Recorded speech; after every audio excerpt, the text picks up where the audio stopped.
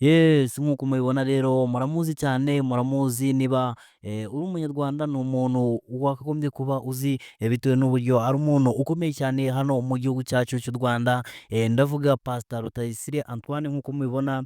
kuri iyi foto cyangwa se nk'uko muri kubibona muri screen za telefone zanyu cyangwa se ikindi kintu icyo ari cyo cyose waba uri gukoresha, niba ubona iyi foto ndakeka ko ari umuntu uzwi hano mu gihugu cyacu cy'u Rwanda, ariyo mpamvu nawe wakagombye kuba umuzi. Rero muramuzi cyane no kundusha, ni Pastor Antoine Rutayisire nk'uko tumaze kubibabwira. Ni inkuru rero iri kuvugwa, ni inkuru iri gukwirakwira hano mu gihugu cyacu cy'u Rwanda, by'umwihariko kuri uyu munsi wo ku cyumweru, ndavuga kuri uyu munsi aho abakirisitu cyangwa se abantu bagiye batandukanye baba bahuriye mu nsengero zigiye zitandukanye na n'ubundi bagiye gushima ndetse no kuramya Imana. Ni inkuru rero ziri kuvugwa, ni inkuru navuga ko itari nziza, iri gukwirakwira ku mbuga nkoranyambaga, ivuga ko uyu Pastor Rutayisire Antoine yaje kuba atabwa muri yombi. Gusa ni inkuru twabasha cyangwa se dushobora kuvuga ngo ni inkuru itari iya nyayo, ni inkuru y'impimbano twakuye ku binyamakuru bino bisanzwe bikora amakuru agiye atizewe, niyo mpamvu tuje kugira ngo tubashe kuba twabyanariza, tubashe kuba twabisesengura, twibaze se niba byaba ari byo cyangwa niba atari byo, kugira ngo utaza kuba watanga umwanya wawe cyangwa se ukaza wapfusha umwanya wawe ubusa uri kureba ibintu bitari byo, ibintu bya scam,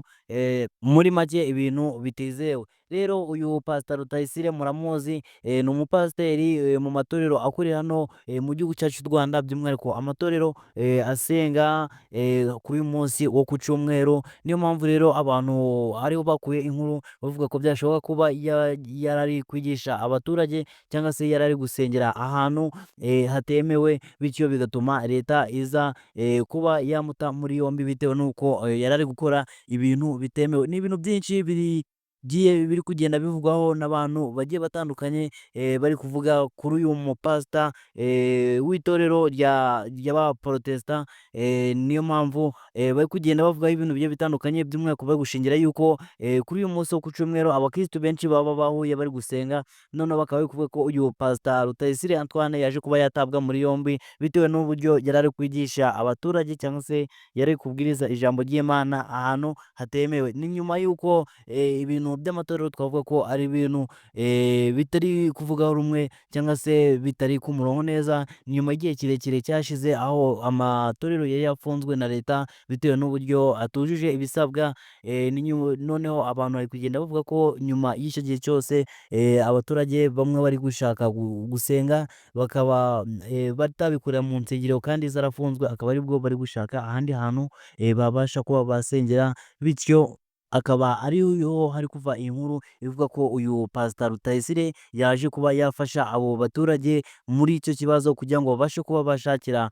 cyangwa se babashe kuba bashaka ahantu biherera ndetse babashe kuba bambaza cyangwa se babashe kuba basenga Imana muri ibi bihe amatorero amwe cyangwa se insengero zimwe na zimwe zafunzwe. Rero ni inkuru ikomeje kugenda ivugwa, ko ubwo rero nk'umuyobozi cyangwa se nk'umuntu uba ukuriye abantu agomba gushakira abo ayoboye ibisubizo mu buryo rero cyangwa se muri ubwo buryo, aho uyu Pastor Rutayisire yakemuraga icyo kibazo cy'abo bakirisitu be cyangwa cy'abo bizera be, kugira ngo abashe kuba yabashakira aho basengera cyangwa se abashe kuba yabashyira imbere y'Imana abafashe mu masengesho, nyuma y'igihe kirekire abakristo bamwe na bamwe bamaze batajya mu nsengero, bakaba bari bifuje gusenga, niyo mpamvu nawe yashatse uburyo yabafasha kugira ngo bagire aho bahurira bihererane n'Imana, bagire ibihe byiza byo gusenga. Niho abantu bari kugenda bakura inkuru bavuga ko rero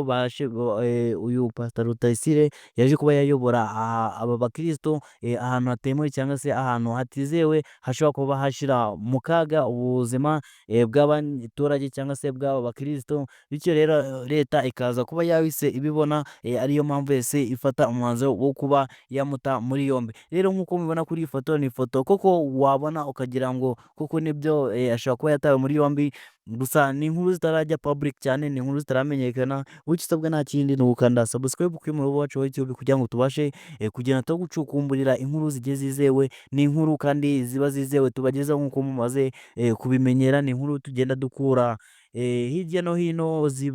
hirya no hino hano mu gihugu cyacu cy'u Rwanda, kandi by'umwihariko twibanda kuri biriya binyamakuru muzi bikora inkuru mu buryo bwanditswe, ndavuga nka Mama Rwagasabo, Igihe.com, Kigali Today, Inyarwanda TV ndetse n'ibindi byinshi binyamakuru bigiye bitandukanye bikora inkuru mu buryo bwanditswe. Niyo mpamvu natwe dukora